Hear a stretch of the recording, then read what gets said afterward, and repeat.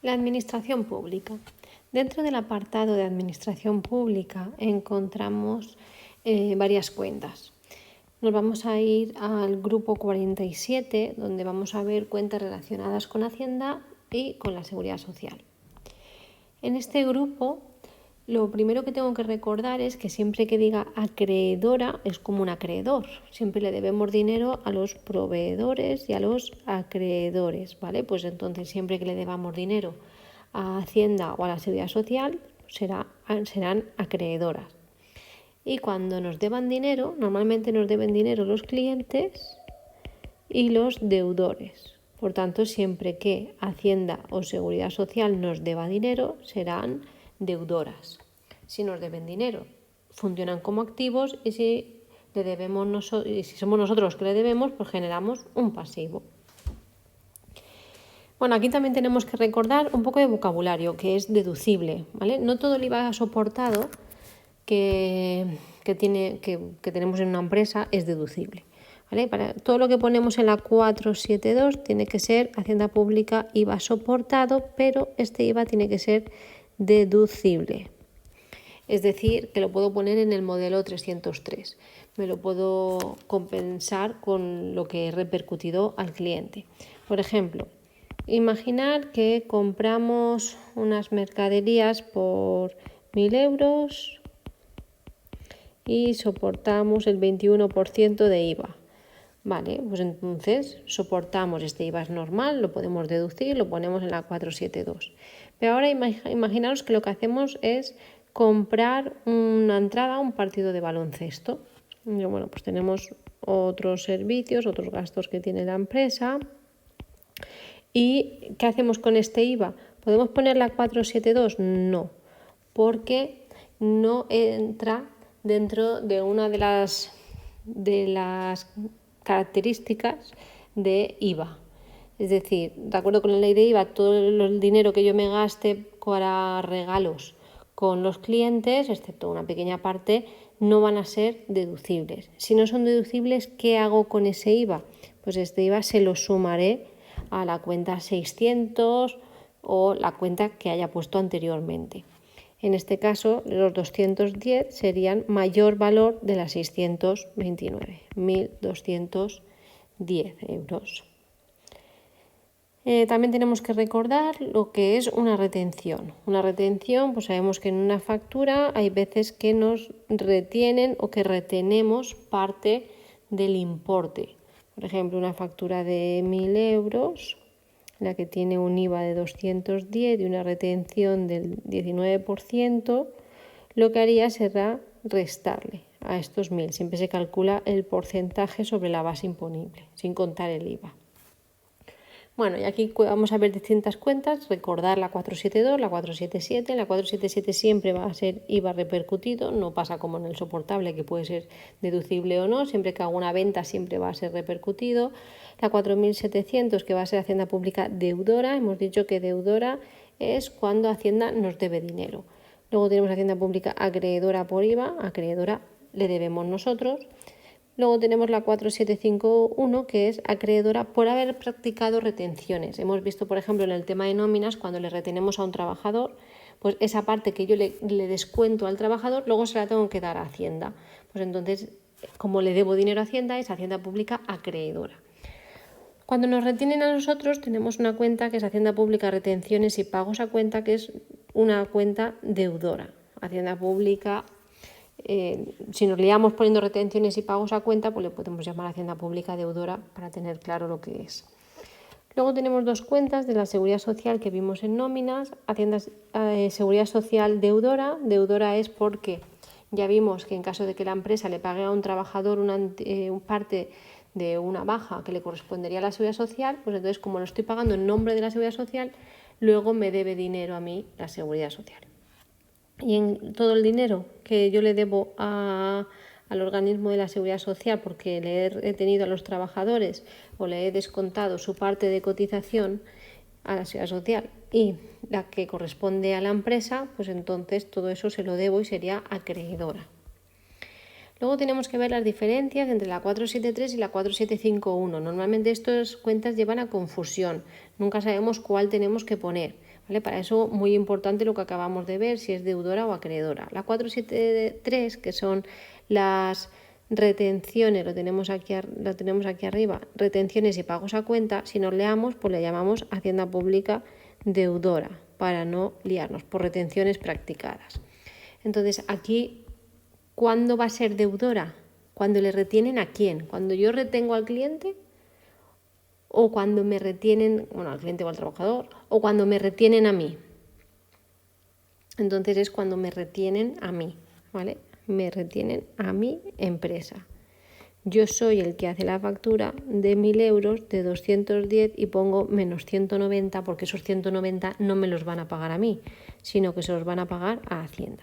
Acordaros que siempre son en mi nombre, ¿vale? Ese dinero es mío, lo que pasa es que en vez de pagármelo a mí, se lo dan a Hacienda.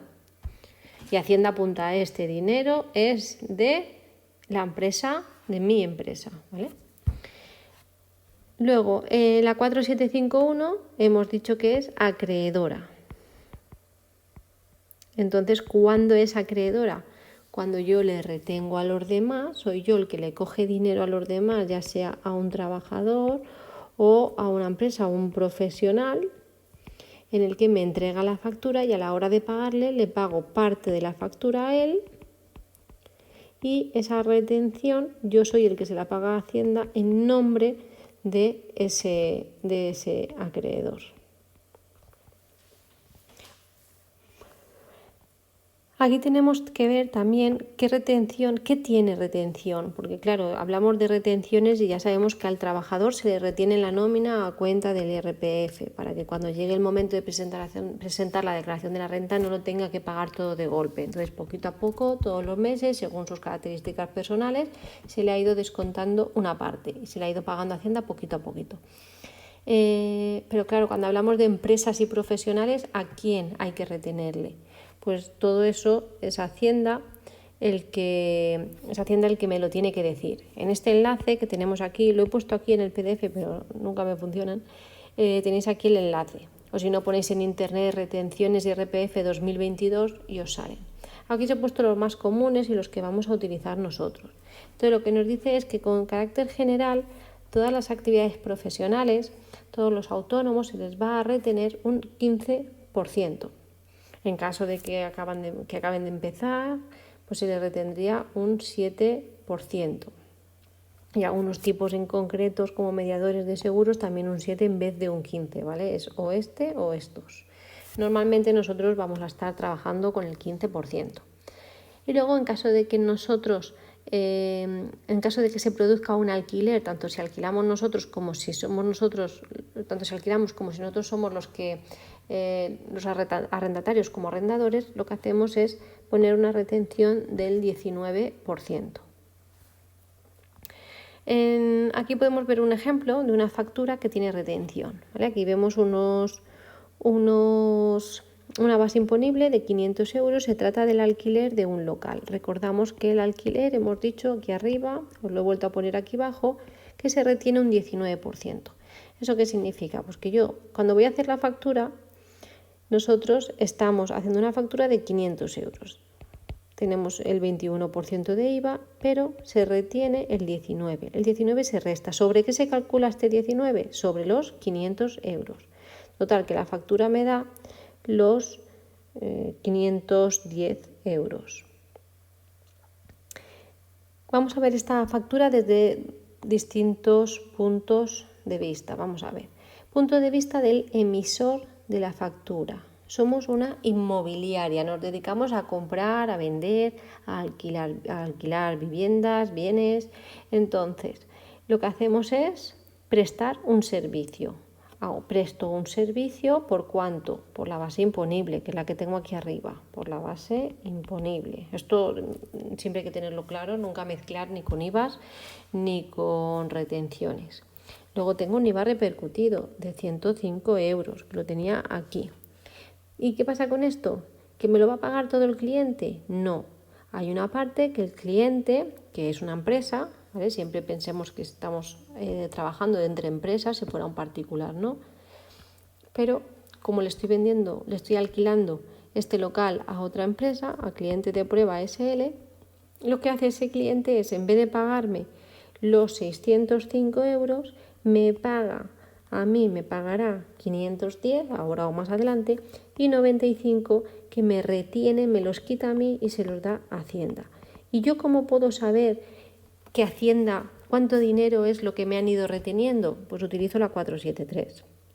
De forma que yo, si veo un mayor de la 473, cuenta de activo, porque es dinero mío, yo voy anotando por 95 de este mes, el mes que viene tendré otros 95, al otro unos 95, y así durante todo el año, todos los meses que tenga alquilado, de todos los inmuebles que haya alquilado.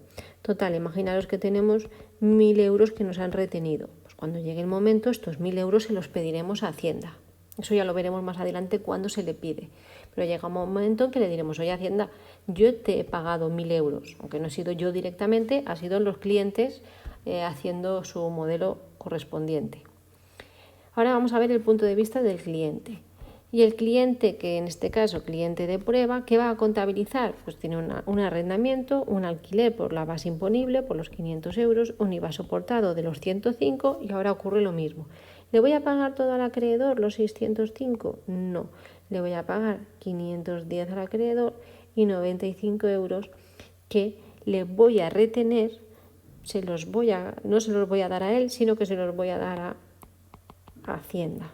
¿Vale? Entonces yo me la marco aquí como Hacienda Pública Acreedora, porque como este pago se hace cada 3 meses, pues yo lo voy anotando. ¿Cuánto le debo a Hacienda por retenciones? 95 euros. ¿Cuánto le debo al mes siguiente? Otros 95 euros. Al mes siguiente otros 95. Y ya cuando vaya a hacer el modelo correspondiente, pues veré todo lo que le debo a Hacienda. ¿Qué modelos voy a tener que presentar trimestralmente por tener estas retenciones? Pues el modelo 111, que incluye las retenciones que le hemos hecho tanto a los trabajadores como a los profesionales, que va a coincidir con la cuenta 4751, y el modelo 115, que incluye las retenciones que le hemos hecho pues por alquileres de un local, de una oficina, siempre que sean importes superiores a 900 euros al año.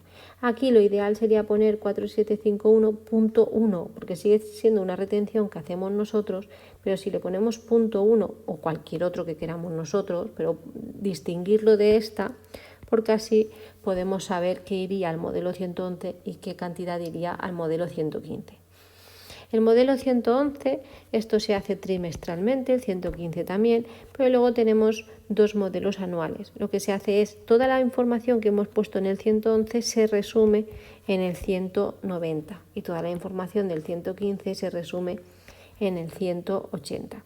En este 190 y en este 180 pues se amplía la información, ya se pone los nombres de las empresas a las que se ha ido reteniendo.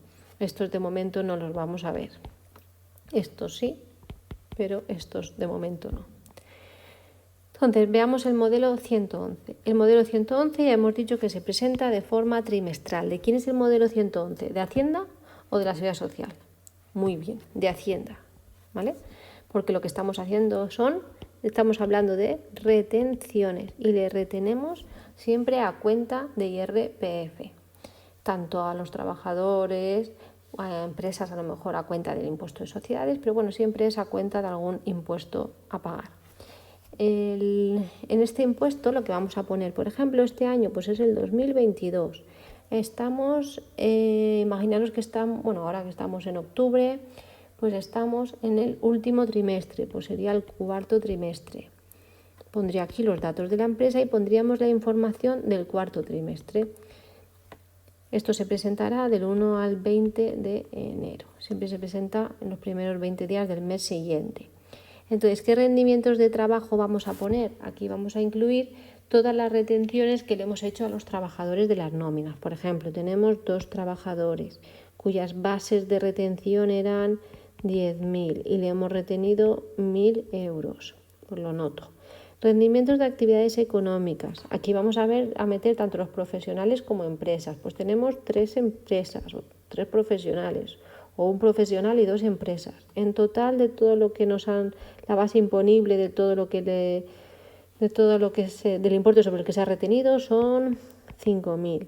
Y el total de la retención total ha sido de 1.500. Total, que esto me da 2.500 euros, 2.500, que tengo que pagar 2.500. Y así rellenamos el modelo. Luego tenemos el modelo 115, que el modelo 115 es donde vamos a incluir toda la información de las retenciones realizadas por alquileres. Pues nada, aquí pondremos lo mismo, el ejercicio, el periodo, los datos de la empresa, el número de perceptores, por ejemplo 1, del total era 9.000 al año, retenciones e ingresos a cuentas han sido 900, a pagar 900 y a pagar por los 900 euros.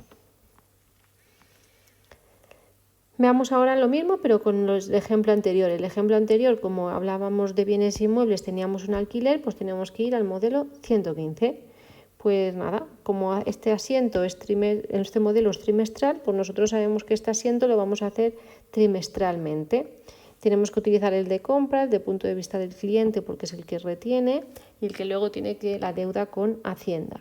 Entonces yo mensualmente hago este asiento, mensualmente voy a contabilizar 95 euros, de forma que cuando acabe el trimestre tendré un saldo de 285 euros que tendré que pagarle a Hacienda. Pues yo me vengo aquí y digo, mira, tengo un perceptor en los que la base de retención ha sido 1.500, porque ha sido 500 euros por 3 meses, que es la base imponible, 1.500, y la retención e ingreso a cuenta pues era del 19%, que son los 285 euros. 285 a pagar, 285 a pagar. Ahora vamos a ver un ejemplo con una factura en la que contabilizamos y retenemos al profesional por el servicio que nos ha prestado. En este caso, un servicio de mantenimiento de sistemas informáticos. Tenemos una retención del 15%. Acordaros que hemos dicho que era el 19 para alquileres, 15 para profesionales, a no ser que sea su primer año, que sería el 7. Por tanto, esta es la información que tenemos que contabilizar. Nos venimos aquí y que tengo un servicio profesional independiente, la 623. La 623 normalmente es la que lleva la retención. Entonces, base imponible 2.520, IVA soportado 529,20. De aquí, ¿le voy a pagar todo al acreedor? No. Lo normal sería que le pagara los 3.049,20, pero no se los voy a pagar todos a él. Le voy a dar solo 2.671,20 y los otros 78 se los voy a pagar a Hacienda en su nombre. Fijaros que le he quitado el punto 1 porque ya no es de alquiler, ¿vale? Ya es una retención de profesionales o empresas. Entonces yo me vengo aquí, pondré 2022, pondré el trimestre, un trimestre, 2, 3, el que toque, los datos de la empresa. Y aquí, ¿cuántos servicios profesionales he tenido? ¿Cuántas empresas le he retenido? Pues solo tengo una factura, pues entonces a una. ¿Cuál va a ser la base imponible? Pues como es un servicio trimestral, pues voy a tener esta factura 3 veces. Pero esta factura podría tenerla una vez solo, no tiene por qué ser 3, ¿vale? Eso es porque lo suponemos nosotros. Pero si tuviera una retención de una factura solo, pues serían, en vez de 7.560, serían 2.520 y la retención serían 378. ¿Vale? Todo eso depende de las facturas que tengamos en la empresa. Bueno, hasta aquí son los modelos, lo que son la cuenta 473, 4751, un poco la diferencia entre ambas cuentas, 473 y 4751. Y con la 4751 tengo que realizar el modelo 111 o el 115 según la retención, si sea desde alquileres o profesionales y empresas. Si es la 473, pues siempre Hacienda Pública nos debe dinero, pero todavía no hemos visto en qué momento se lo vamos a pedir que nos lo devuelva.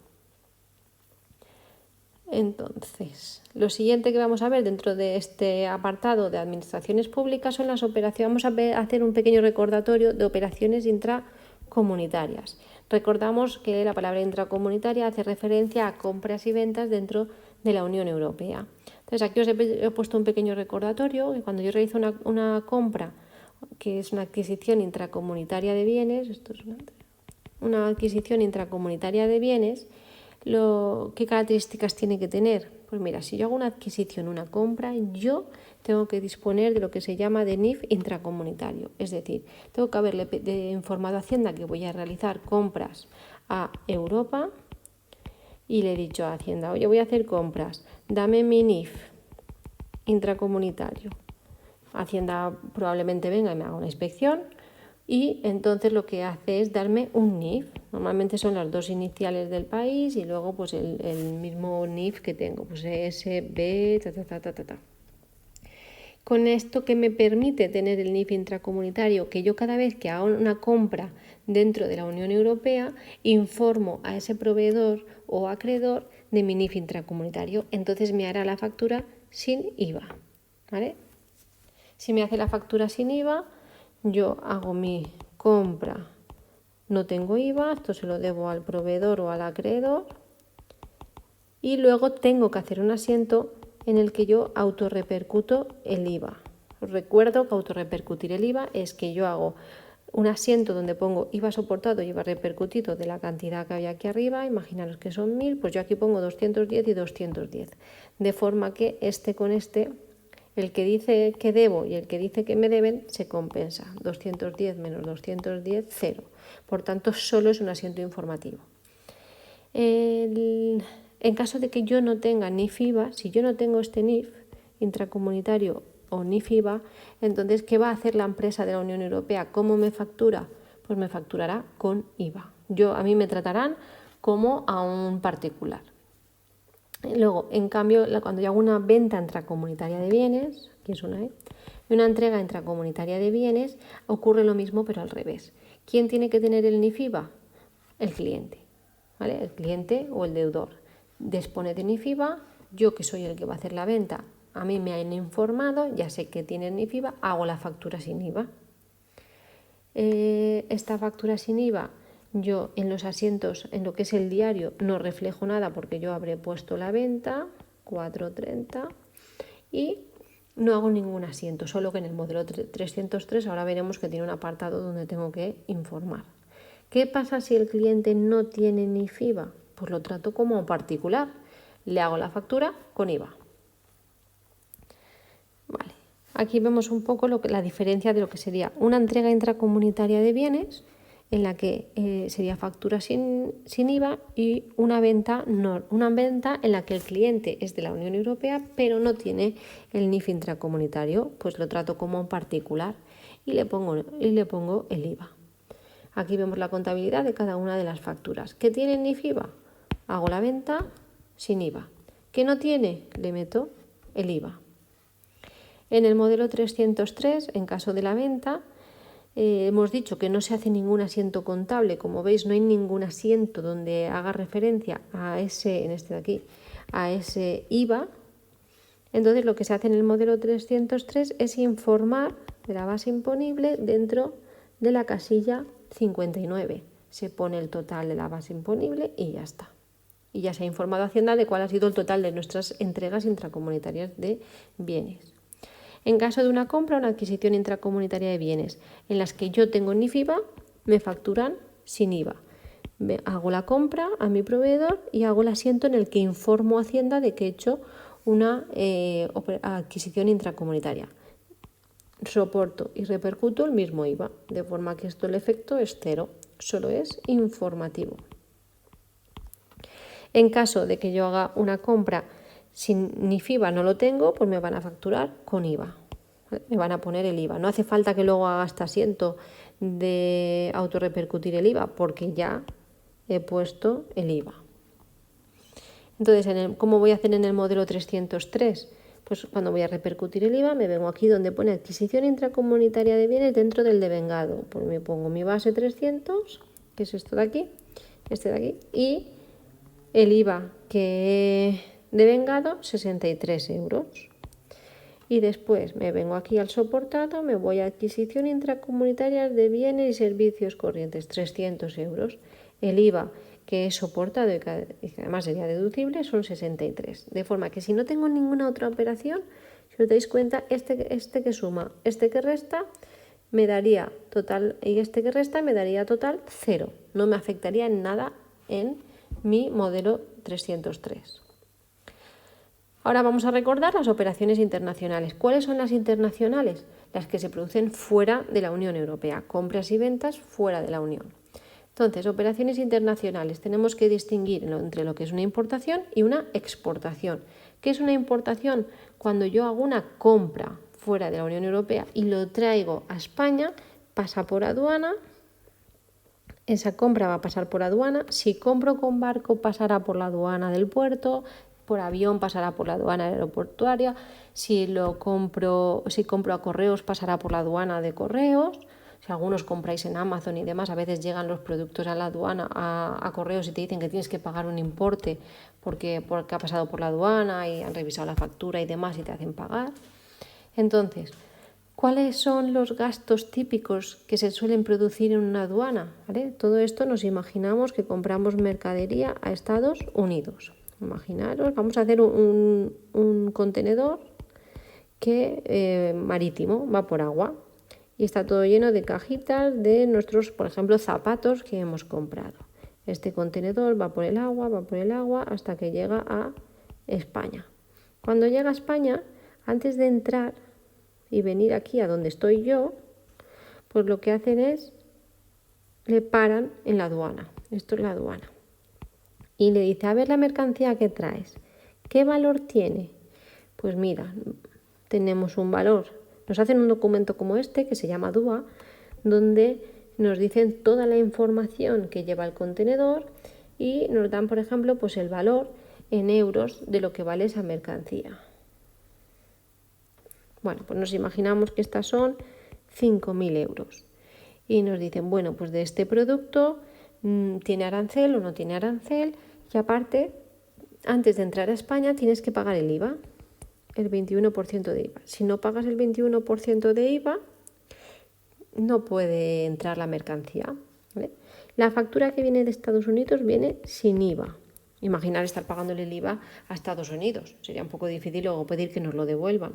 Entonces, la factura de Estados Unidos o de cualquier otro país fuera de la Unión Europea viene sin IVA, pero cuando llega a la aduana se convierte en como si fuera una compra nacional. Hay que pagar el IVA, pero ese IVA no se paga al proveedor, ¿vale? Son dos cosas distintas. Una cosa es lo que le compro al proveedor y otra cosa es aduana. Cuando llega a aduana se para y mi agente aduanal, que es la persona que se encarga de hacer la gestión en aduanas, viene y me dice, mira, tienes que pagarle a Hacienda 1.050 o 1.500 euros de IVA. Y yo voy y le pago a Hacienda, nada que ver con el proveedor. También, ¿qué otros gastos puedo tener?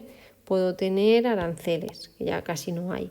Y también puedo tener pues gastos de aduana, porque hay una persona que me va a hacer toda la gestión de la aduana, el que va a ver el IVA que tengo que pagar, el que va a arreglar todos los papeles y me va a cobrar por sus servicios. Pero esos son servicios ya de aquí, de España, que se facturan normal y corriente. Y luego tenemos lo que es la exportación. La exportación es cuando sale la mercancía de España hacia otros países fuera de la Unión Europea y no llevan IVA. No llevan IVA por lo mismo. Imaginar que le facturamos nosotros a Estados Unidos o a Brasil. Pues sería difícil estar devolviendo IVAs, ¿vale? Con las administraciones de aquí y las de allá.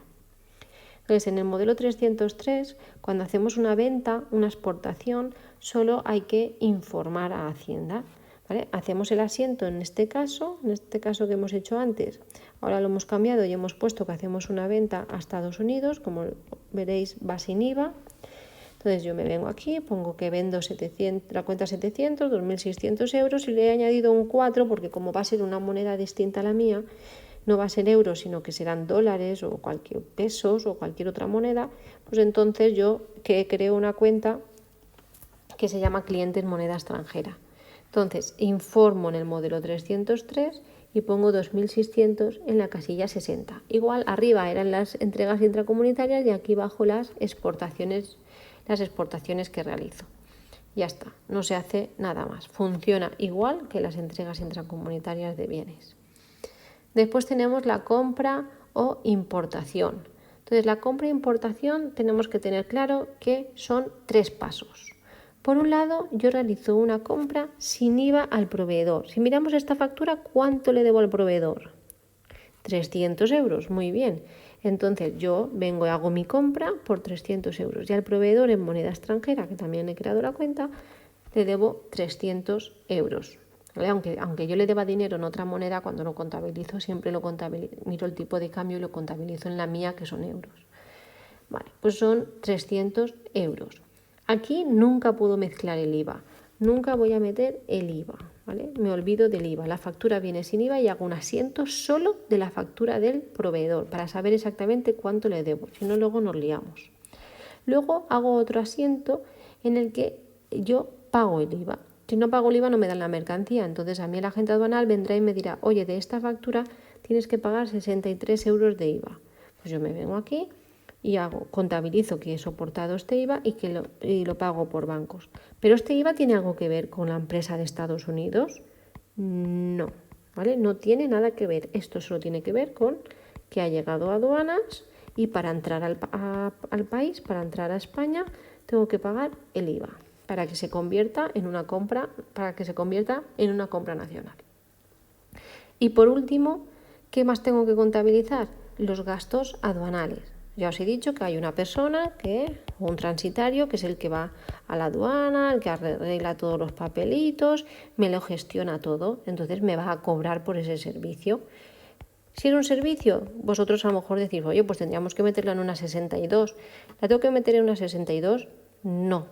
¿Por qué? Porque necesito estos gastos aduanales para que la mercancía llegue a mi almacén, para que la tenga preparada para vender. Sí, pues entonces es mayor valor de la compra. Si ahora contrato ¿el transporte qué sería? ¿La 624 o la 600? ¿Necesito el transporte para que la mercancía llegue a mi almacén y poder venderla? Sí, pues entonces sería mayor valor de la compra. No podría utilizar la 624. Bueno, esto ya tendría su IVA normal y le debo el dinero al acreedor normal. En el modelo 303, ¿qué voy a hacer? Pues teniendo en cuenta que tengo estos 3 asientos, solo por esta compra, vamos a ver dónde iría cada uno de los movimientos. Compra de mercaderías y el proveedor moneda extranjera no aparece en el 303. El IVA que soporto de la importación, por haber pasado por aduanas, sí que tengo aquí un apartado donde dice que he soportado un IVA por importación de bienes corrientes. Base imponible 300 y 63 de IVA soportado. Como en esta operación también he cobrado gastos por el agente aduanal, 50 euros, pues tengo ya es una operación interior corriente y es un servicio corriente dentro de España, me han cobrado 50 euros y un IVA soportado de 10,50. Total, que me saldría a pagar 73,50. Y con esto, pues bueno, ya tenemos un poco un recordatorio tanto de exportaciones como importaciones, ¿vale? Y de adquisiciones intracomunitarias y entregas intracomunitarias. Y dónde iría cada uno en el modelo 303, donde habría que realizar la anotación de cada una de estas operaciones.